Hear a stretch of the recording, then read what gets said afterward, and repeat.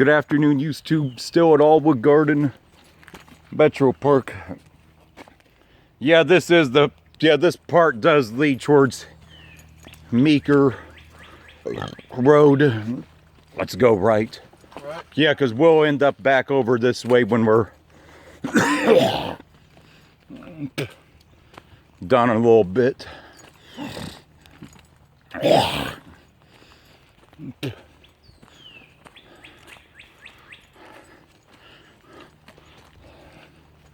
Yeah, I'm in no hurry at all. I'm just enjoying this day. Oh yeah. I don't got anything else to do, so I'm like, screw it. It's relaxing, it's peaceful, it's refreshing, re-energizing. Okay, let's see here.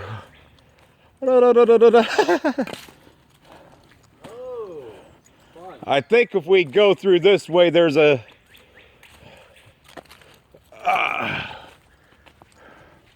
when I was here about a year ago, I remember a section like this being really mucked up. Let's see here. We walk through this way, it's a little bit easier to get through. Yeah, we get through this way where the mud hole is not as bad. Yeah, this must be a really low spot in the park that it gets that bad. That must be a really low spot in the park for it to be that bad, because we haven't even had that much rain recently, and part of that is related to tire tracks too. Maintenance vehicles tearing it up.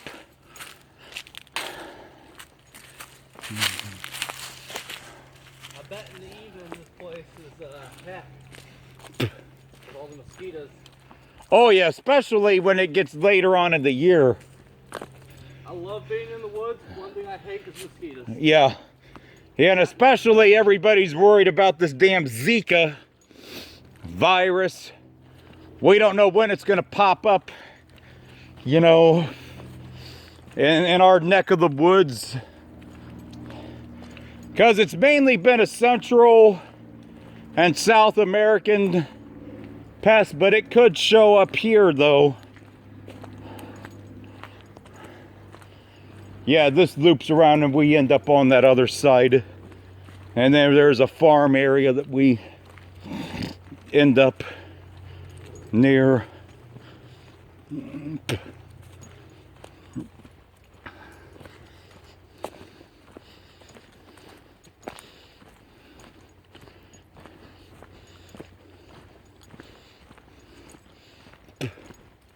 Yeah, this area I know leads towards Meeker Road, then we kind of loop back around and we end up right back there. Yeah, this trail, I haven't been on this as much, so I don't know this like I do the other parks. Germantown and Twin Creek, it'd be hard for me to, or Taylorsville, it'd be hard for me to get lost there. You know, the one park I would love for us to go to, and unfortunately it's very hard to get to, Caesars Creek. I love Caesars Creek.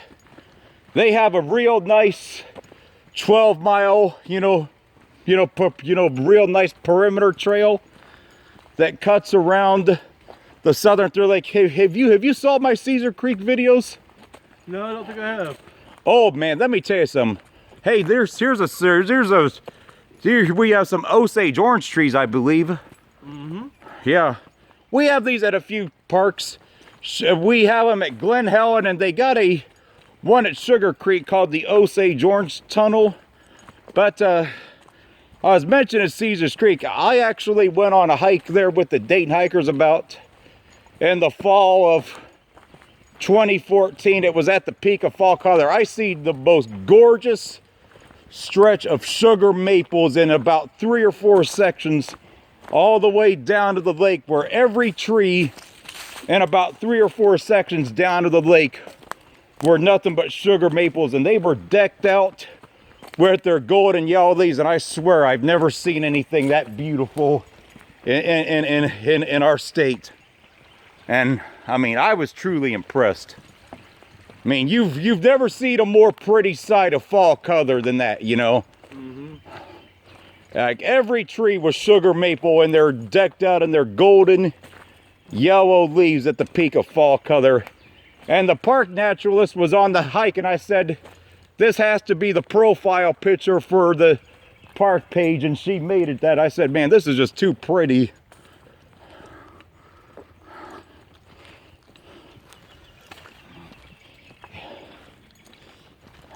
Out of all the parks you've been to in Ohio, which one's your favorite?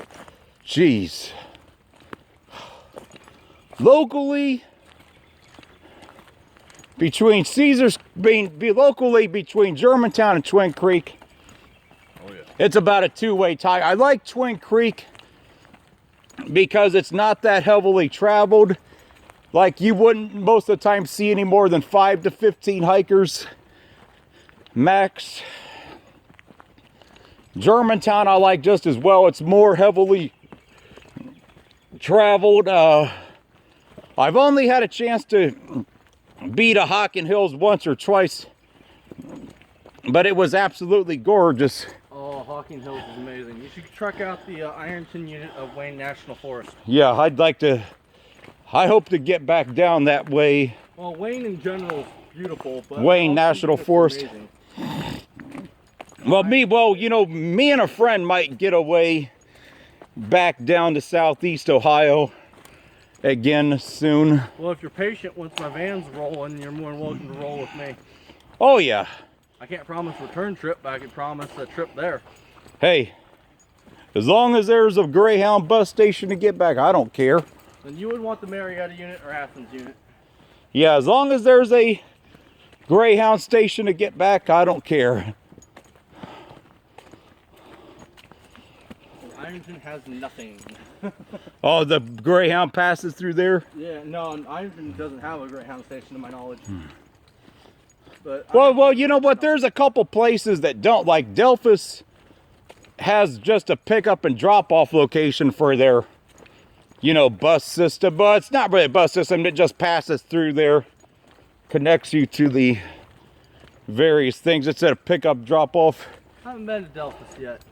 Well, when I filmed that one church last year, that was one of the most gorgeous churches I've ever seen in our state. I think I remember seeing that video. You think you remember it? Yeah. It's the most beautiful Catholic church that I've seen in our state. It was really... That's a hard one to pick from.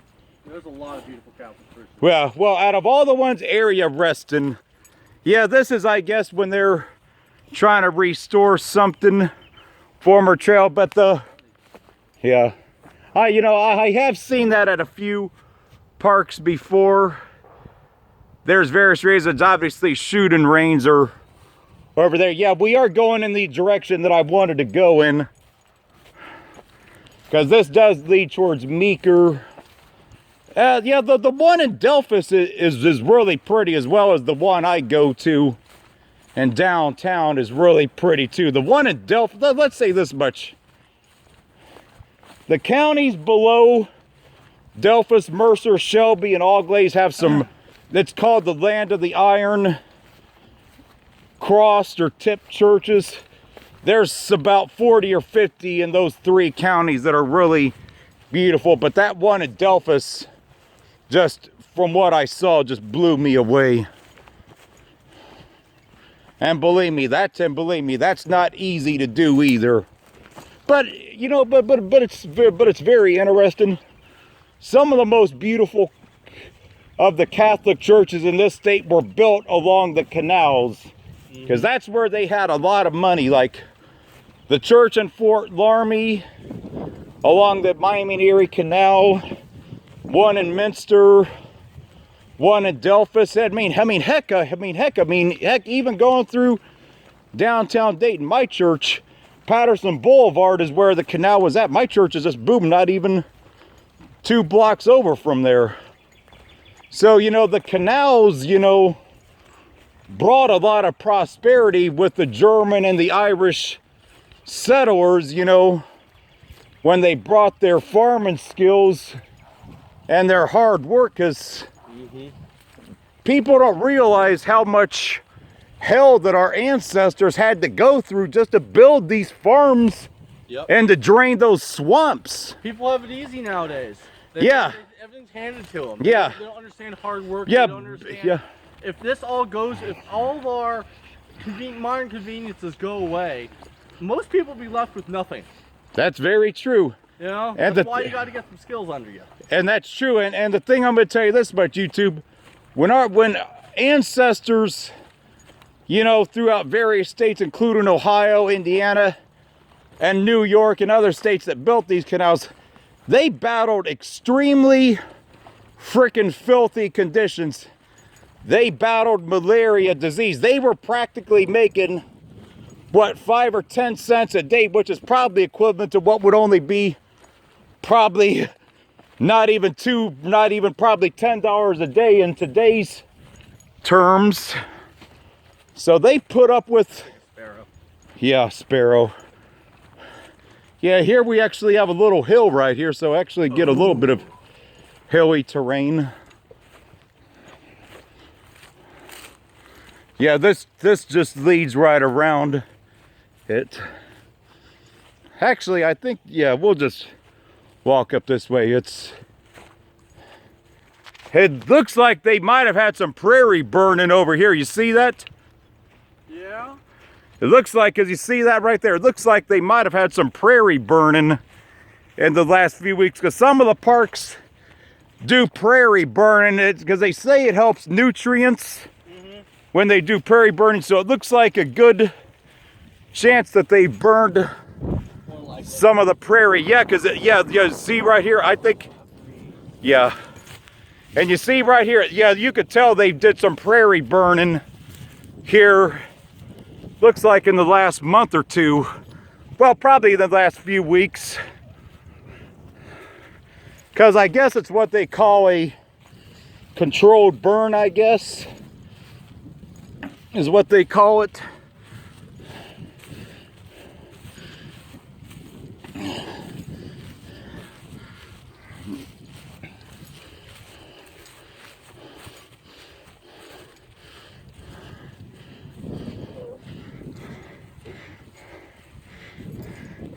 There was another trail, but I think it kind of looped around over that way to where we're gonna end up at. Yeah, but yeah, you can clearly tell that there was more than likely a controlled prairie burn through here. That's very recently. Heck, just off of these sticks, you could get mulch right here, enough to have. But I know the park systems are known to do that. Right. They're known to do them in the spring. They don't show much evidence of charring. Yeah. So it could have been a prairie. That might have just been a controlled prairie cutting. Maybe not a burn yet. You know what? I wish I had a coyote call where we could call this prairie just to see if any of them pop out, because I know there's coyotes down here somewhere, I bet. How about we don't? How they don't bother. I've had coyotes try to attack me before. And Unless, alarmed, so. yeah, unless if they're not interacting with humans, they normally don't bother you, but some people will interact with them and they don't understand it. Main issue is when they come into human settlements or into camps. Oh, yeah. That's when things get a little crazy. Yeah, I'm going to get ready to wrap this one up as it's approaching the 15-minute mark and we're getting ready to enter this stretch of the woods. Yeah, this is the direction I wanted us to head. You get a nice panoramic view from right here. Oh, I mean, I guarantee you there's some coyotes in here somewhere.